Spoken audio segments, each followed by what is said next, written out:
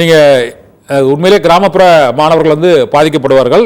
மற்றபடி இந்த பெண் கல்விக்கான அந்த முக்கியத்துவமும் வந்து குறையக்கூடும். இந்த கற்றல் இடைநிற்றலும் வந்து அதிகரிப்பதற்கான வாய்ப்பு, குழந்தை தொழிலாளர்களுக்கான வாய்ப்பு இருக்குங்கிறத ஏற்றுக்கொள்கிறோம். ஆனால் மத்திய அரசு தரப்பு மற்றும் இந்த கல்வி உரிமை சட்டம் தொடர்பாக அவர்கள் கூறுவது என்னவென்றால் வந்து இப்போ ஒரு 5th ஸ்டாண்டர்ட் படிக்கிற குழந்தைக்கு வந்து 2ஆம் கிளாஸ் பாடத்திட்டம் கூட தெரியல. கூட்டல் கழித்தல் வகுத்தல் பெருக்கல் ஒழுங்காக தெரிய வர மாட்டேங்குது. 8ஆம் கிளாஸ் படிக்கிற பசங்களுக்கும் தெரிய வர மாட்டேங்குது. இதனால அவர்களுக்கு வந்து அந்த 2 முறை அந்த மறுதேர்வு அளிக்க வேண்டும். மறுதேர்வு அந்த ஃபைனல் இயரில் அந்த ஆண்டா இறுதித் தேர்வில் அவங்க வந்து ஒருவேளை தோல்வி அடைந்தால் அவருக்கு இன்னொரு முறை வாய்ப்பு அளிக்கப்பட்டு அது இந்த கற்றல் முறையை மேம்படுத்துவதற்கு மற்றும் கல்வித்தரத்தை மேம்படுத்துவதற்கு தான் இது கொண்டு வரப்படுகிறது.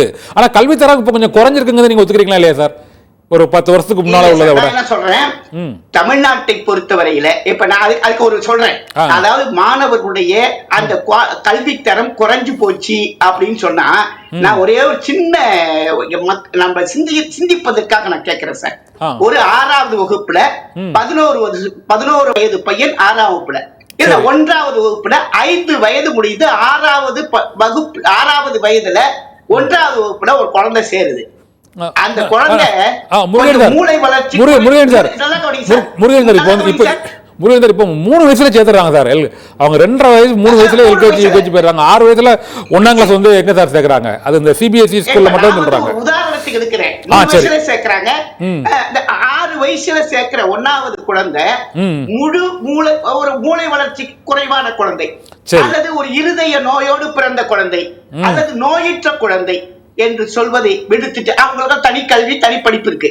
ஒரு 6 வயசுல 1வது சேர்ந்த குழந்தை அந்த 1வது வகுப்பு படித்து முடிக்கிற போது அது சரியாக அந்த தகுதியை பெறவில்லை என்று சொன்னால் அந்த குழந்தையின் மீது குறையா அல்லது இந்த சமுதாயத்தின் மீது, சமுதாயம் என்பது யாரை சொல்கிறேன்? ஆசிரியரை, பள்ளி நிர்வாகத்தை, அரசாங்கத்தை.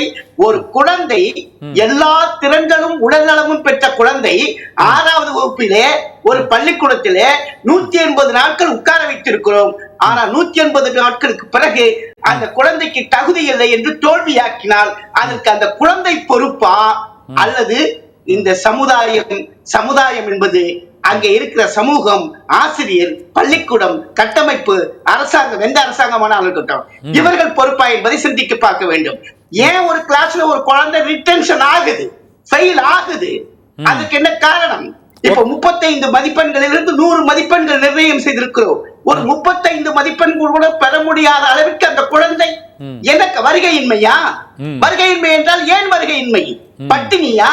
அதற்கான ஏற்பாடு செய்ய வேண்டும். அந்த குழந்தைக்கு பெற்றோர் ஏதோ சப்போர்ட் பண்ண நோட்டு புத்தகம் வாங்கி தர வேண்டியா? நாம் நோட்டு புத்தகம் வாங்கி தர வேண்டும்.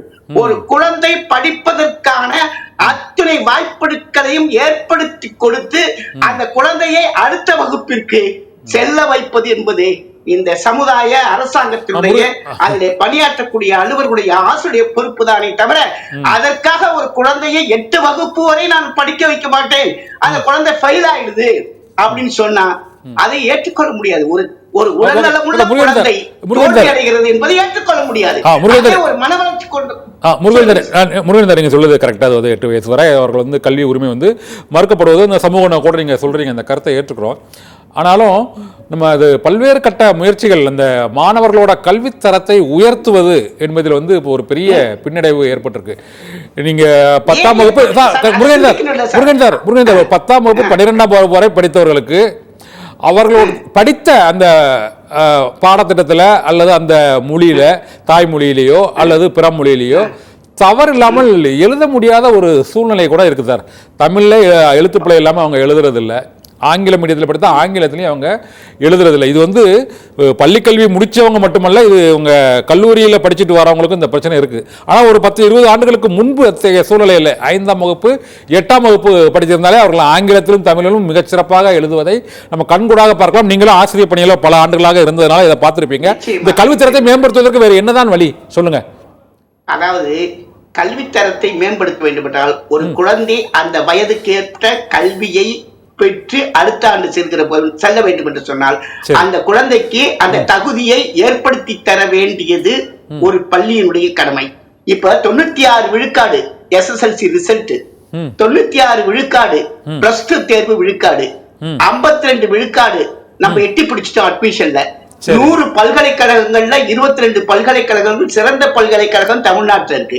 இன்னைக்கு 100 உயர்ந்த கல்வி நிறுவனங்கள் தமிழ்நாட்டில் இருக்கு. யாரு ஒன்றிய அரசுடைய கல்வி நிறுவனங்களுடைய தர ஆய்வு சொல்லுது எல்லா குழந்தைகளையும் பள்ளிக்கூடத்துல சேர்த்தாச்சு. அப்ப எல்லாத்திலையும் வெற்றி பெற்று வருகிற போது அந்த நீங்க சொன்னீங்கல்ல 10வது படிக்கிற குழந்தைக்கு தமிழ்ல கூட எழுத தெரியலன்னு சொன்னா அந்த கல்வி தரத்தை ஊட்டியதில் தவறிழைத்தவர்கள் அந்த குழந்தைகளா அல்லது நம்முடைய கட்டமைப்பா என்று சொன்னால் நம்முடைய கட்டமைப்பை தானே குறை சொல்லணும். அந்த கட்டமைப்பை சரி செய்யாமல் குழந்தையை தோல்வியடைய வைப்பது என்பது ஏற்றுக்கொள்ள முடியாது.